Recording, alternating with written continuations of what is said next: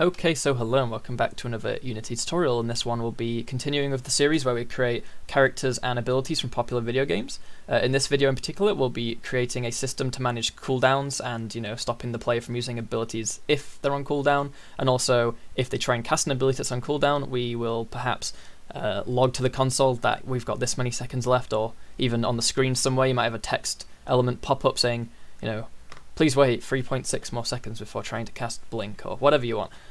So we'll be managing all that this video, but we don't want to wait too long before we get into that, so I want to quickly thank my patrons. Thanks to Michael, Remy Baldwin and Phil Bourne for their donations on Patreon this month. If anyone else is able to help support the community and keep these videos going, then the link is in the description below.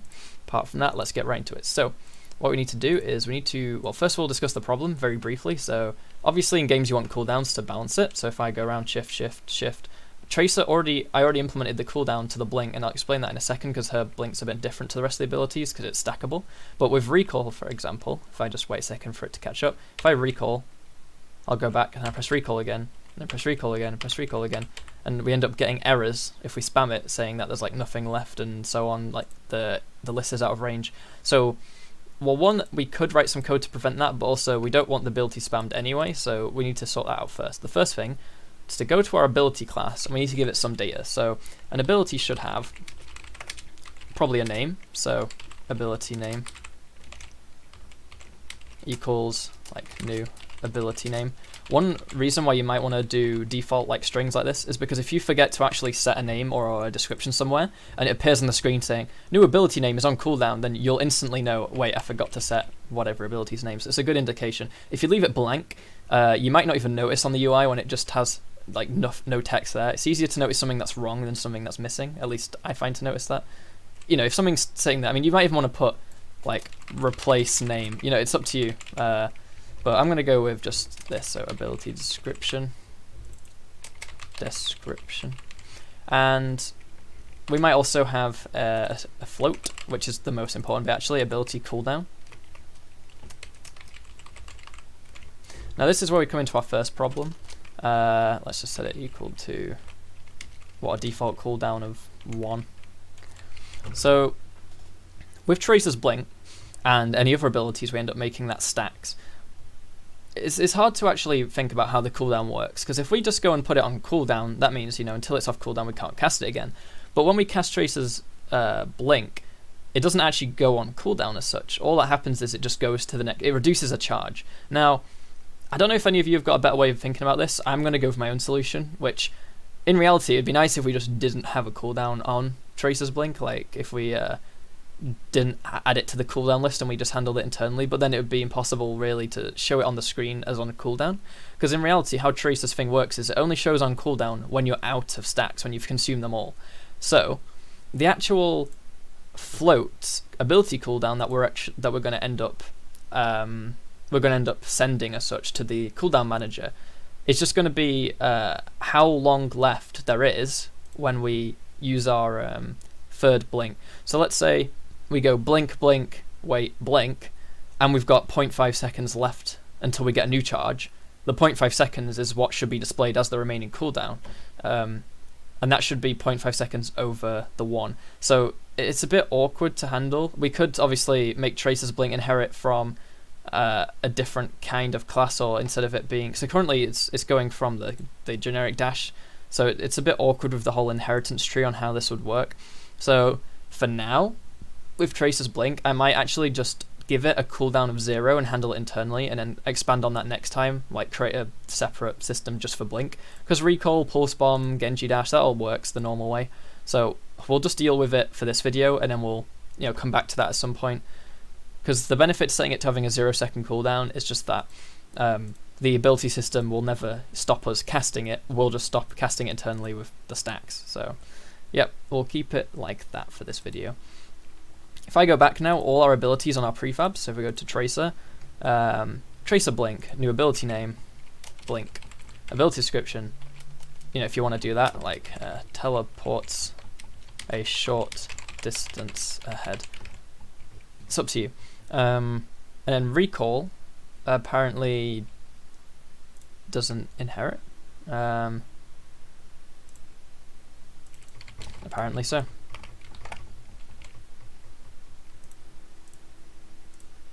Where are we actually calling cast from? Wait, I don't even have to look it up now. I've got it here on the new thing. So on the... Oh, that's a bit odd, isn't it? Because, yeah. So this is what we need to change this video as well. We need to change the input thing as well, because currently that's just a bit silly, isn't it? We want to have every ability having a key code that kind of calls the ability. So we want to say serialized field private key code ability key. Now keep in mind, abilities are only things that you have cooldowns that you cast and stuff. So for example, Genji's double jump is not counted as an ability, so we need to go through and make sure all the inheritance is correct. So that's the ability key, and we're saying everything that inherits from ability has the cast coroutine, but I think it would make more sense to have it be a void, and then yeah, that makes sense. And then internally we can have coroutines if we need it to take a certain amount of time. Cool. Let's go through all our abilities and make sure they're all right. This is why we're doing it after 2 characters, because if we wait any longer then we have to go through even more code, so it's better just go now. So Genji Dash is an ability, so we have void cast, the body of generic dash cast cannot be iterator block. Wait, let me go back. Oh, because it's yield. Huh, silly me. So yeah, we're going to say, when we cast, we're going to start the coroutine dash, so that does its job. Alright, so that's this ability done, get generic dash. Tracer blink has the update, saying there's no update to override. And that's true. So, because generic dash doesn't actually have an update function, so we can just say private void update, and then get rid of the base update. Because the other update was just listening for input, but we're going to handle input at the root. Like so, that's all fine. That just starts... Where's dash getting called from? Because that was overridden from here. But yet again, we're going to do this cast, which we'll call dash, but on tracer blink, dash does this, so it's actually fine. That's still all going to get called the same. Cool, so we can get rid of tracer blink, generic dash is all done. Tracer recall is an ability. It currently doesn't use the function. I don't know why. I could have just put it at the top. It would have made more sense. Let's go all the way up. Recall input. This is basically what we want to get rid of. We just want to say when we cast, we start coroutine recall, and then we can get rid of the recall input function because we're going to handle input elsewhere. In the update, we don't check for recall input, and we don't really need to do this debugging thing anymore, but we do need this. Now, because this inherits from... Oh no, it doesn't. Okay, that's fine then. It doesn't inherit, so that's good to go. So the tracer recall is done. I'll keep this open. Let's go through. So we've done generic dash, we've done Genji. The shurikens don't matter really, because it's just like... that would be animation based when it comes to actually firing it. So that's all the abilities done. Now we need to actually make the system for handling cooldowns. So make sure on tracer we got blink, teleports a short distance ahead, recall goes back in time. I can't be bothered actually putting in proper things here. So tracer's recall has, I don't know how long it has, maybe 6 seconds, that's a guess. Maybe it's longer than that, probably it feels longer than that when I play it. And then blink will set to 0 seconds. Which means it'll, you know, instantly come off cooldown the next frame, which is kind of what we want, because we're, as I said, for now we're just going to handle that internally. All right, now we on the keycode thing here is we set what keycode it uses. So for the blink, we will be using, what was it, left shift for blink? I think you can use right click as well. You know, you have to set up your own thing if you want to use 2 inputs. So shift. Oh, actually, it's left shift, isn't it? L left shift, and recall is on E, so it's the E key. and we can save the prefab. So now we've got the tracer prefab saved. Actually, we also have the pulse bomb, don't we?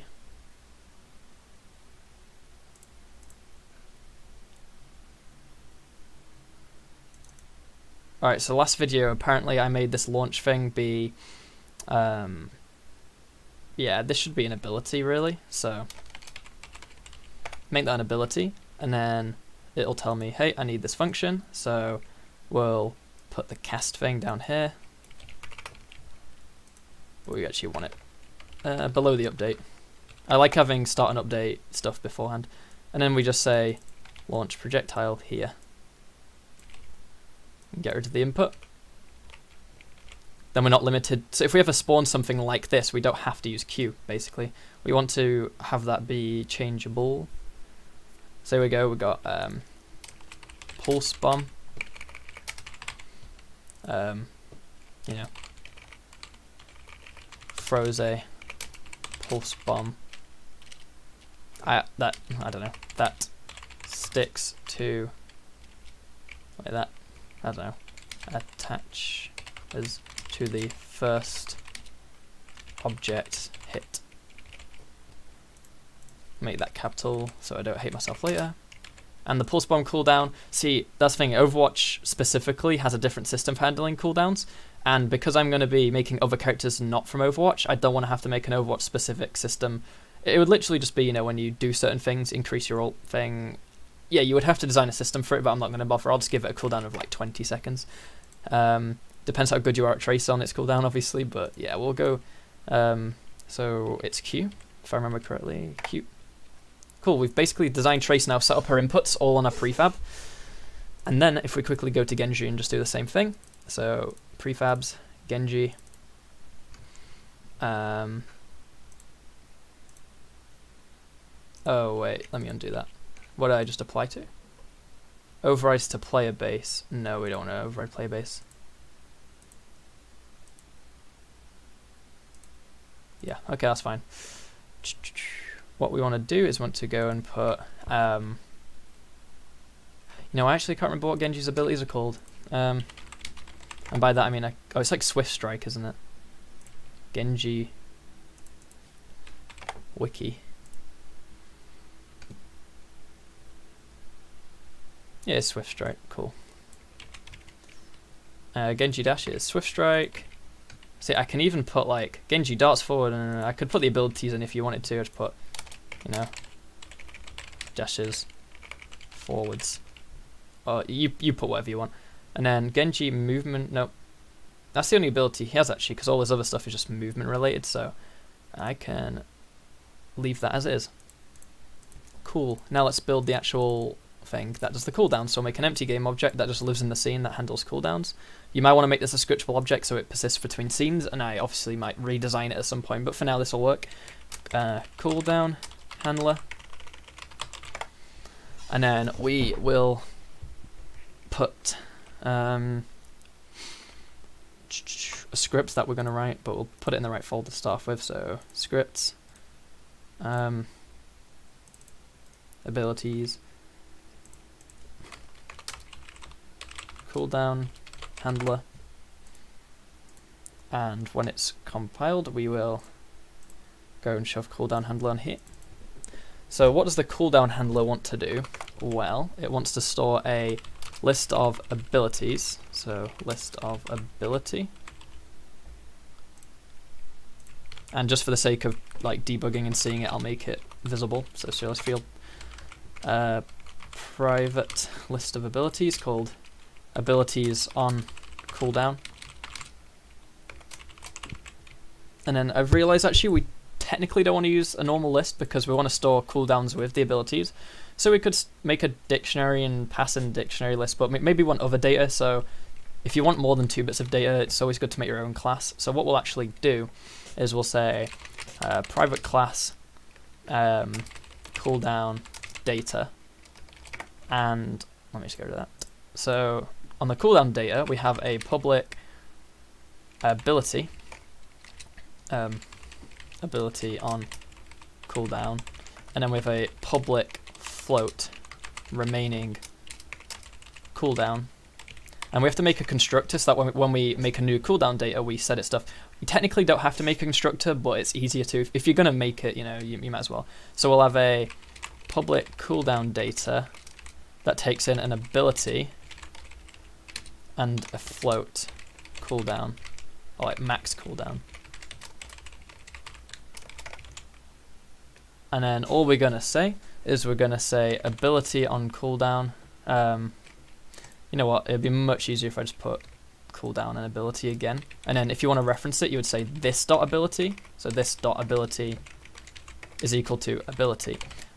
So if I mouse over this word ability, it tells me it's that one. And if I mouse over this, it tells me it's that one. The reason it knows the difference is because this refers to the one in the class. And then this dot cooldown is equal to max cooldown. I mean, equally I could just call that cooldown and then cooldown there. So this is a class we're going to use just inside of here, so I could just get rid of that, like hide it if we want to. We want a list now of cooldown data, not of the other thing. And if we want to see it in the inspector, we have to make it serialized via, system.serializable. New list of, yeah, so it's abilities on cooldown.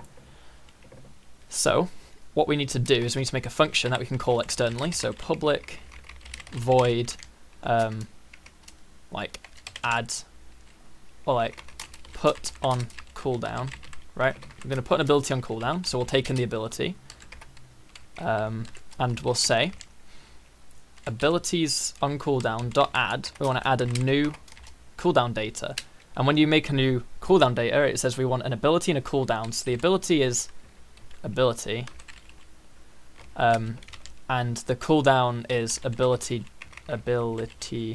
dot cooldown. Apparently I didn't make that. We can't get that currently. Oh,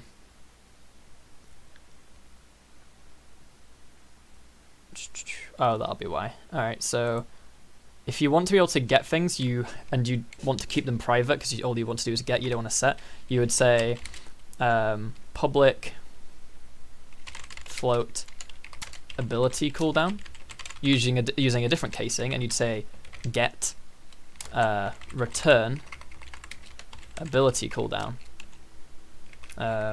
Return ability cooldown. Make sure you return the small one though, the one that you set over here. And what that means is it's like a variable, but you can only get it and not set it. So that's good because we don't want to accidentally change the max cooldown. So ability cooldown.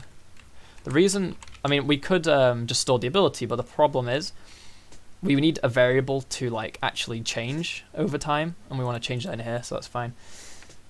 Then maybe when we try and cast it, we want to check if it's off cooldown. So we'll say public bool. Public bool is on cooldown, or shall I make it is ready? I'll call it is on cooldown.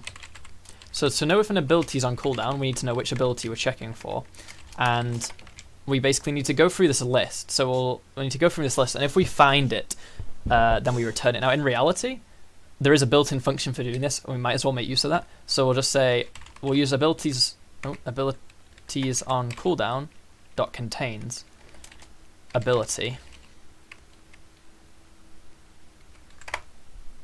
This isn't going to work, and that's just because this is a type of cooldown data, so that's not actually going to work. We'll just do our own method then. We'll just say for each cooldown data in abilities on cooldown. So it's a loop through all of them. We'll say if cooldown data dot ability is equal to the ability we're checking, which is what we're passing in here, then return true. And if we get to the end, return false. Because if we find the ability in the list of abilities on cooldown, then obviously, is it on cooldown? Yes. If we can't find it, we'll get to the end of this loop, return false. It's not on cooldown. So the last thing to do is make this a singleton so that we can actually check it from anywhere. So we'll just do the standard singleton. We'll say public static cooldown handler instance. Make sure it's a cooldown handler. And then we'll say on the awake, if instance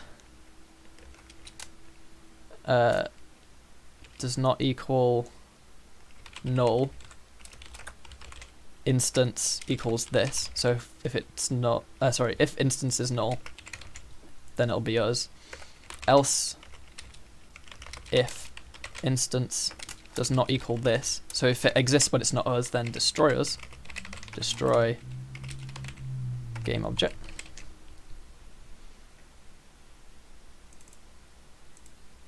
So we should be able to do that now. That's the script done, at least as far as I can think of. So now on the ability main script, we'll have a private override.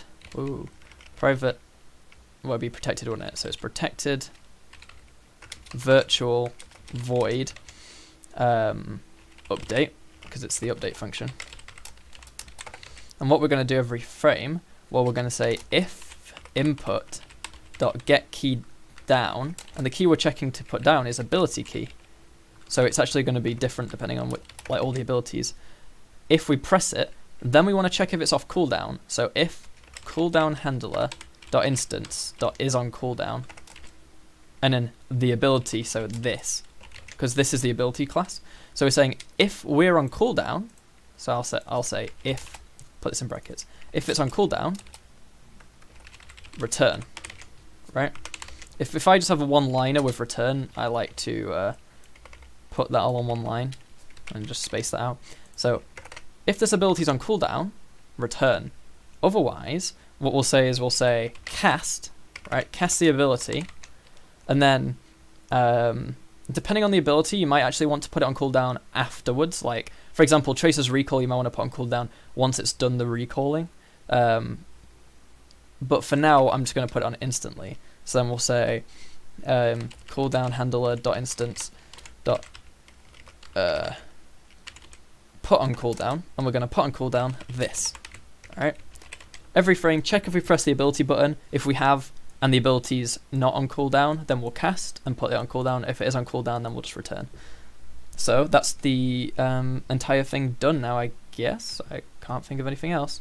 I'm probably missing something really obvious, but we'll find that out in a second. What I can actually do is I can just say in the cooldown handler,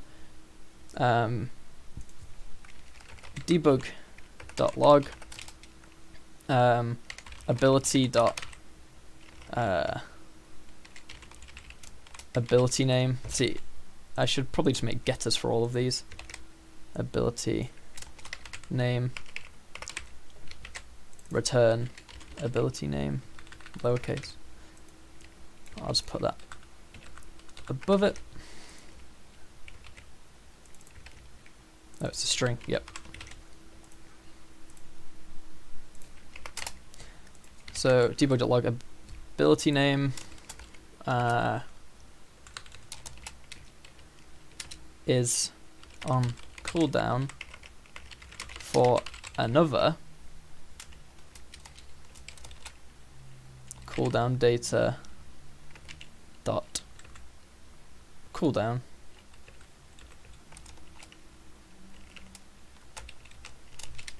seconds.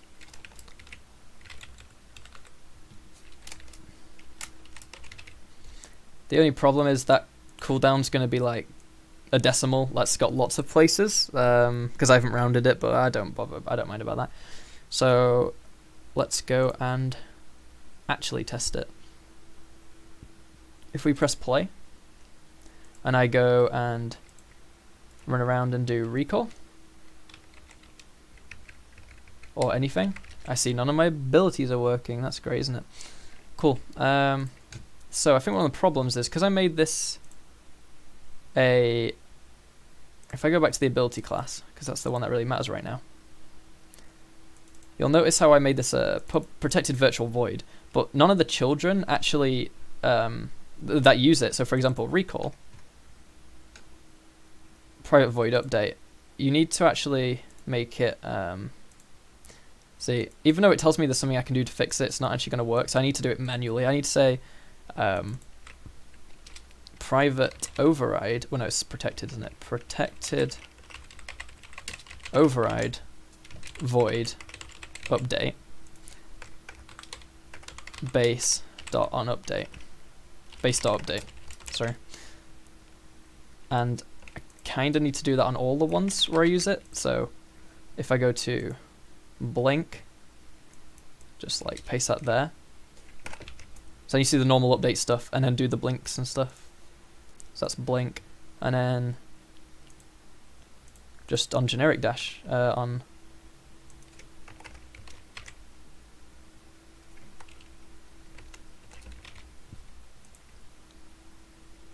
oh, there is no update in here anyway, so it doesn't really matter. Cool. Let's do the final test and see if we can end off this video now. So shift, shift, shift. And notice how, like, with blink, I made it be 0, right? And I forgot to do one crucial thing, actually, which you guys are probably... Oh, I'm so stupid. We didn't actually do the reducing cooldowns, so that's like a really easy thing just to shove in the update here. So if we go private void update, every frame we want to say for I is equal to 0 while I is less than abilities on cooldown dot count I plus plus, and then we'll just say abilities on cooldown I dot cooldown minus equals time dot delta time. So we're going to reduce all the cooldowns. Then as soon as we've done that, we have to loop through them again, but we'll go down backwards. So for I think actually if you do 4, there's a reverse 4 built in, like that. So for I is abilities on cooldown dot length dot count minus 1, while I is greater than 0, I minus minus. And what we need to do now is we need to say if abilities on cooldown, if abilities on cooldown I dot cooldown is less than or equal to 0, hence basically meaning if it's off cooldown now, then we want to say abilities on cooldown dot remove. I mean, we could just say the easiest way would be say remove at I. We have to go backwards because if we go forwards in the list and we remove the first thing, then all the other things are going to shift down one and it'll mess everything up. At least if we go backwards, we don't like shift the list when we move. So now recall 4, 3, 2, 1, 0. I recall again. So there you go. It works. Blink has 1, 2, 3, 4, 5, and then recall. I think one slight problem is it's saying blink is on cooldown. Did I just not set blink?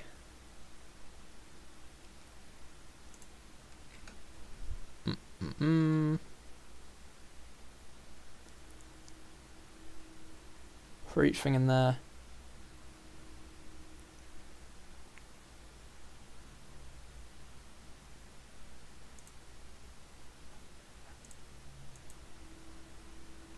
That's odd.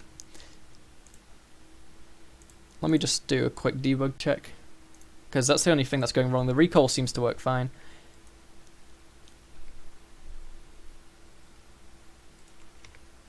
Blink, blink. Then if I do recall, and I do blink, let's look at the ability. The cooldown data says tracer blink 4.2 whatever. So when I put something on cooldown,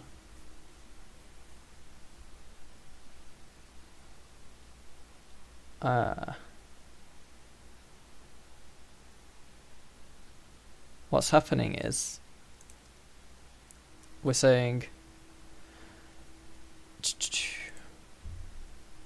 for each thing in there, if the ability, so the blink, why does the blink go in with a cooldown of, like, that's a bit odd. That shouldn't be happening. How about I put a breakpoint there and I go and stop it and press play again. and I go recall, obviously recall is going to get added, so it's recall with a cooldown of 6, continue. Then I go shift,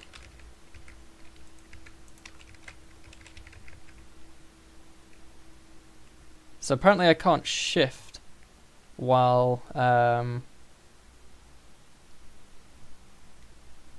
I'm an idiot. I missed a single equals there and it broke everything. That's always nice to know.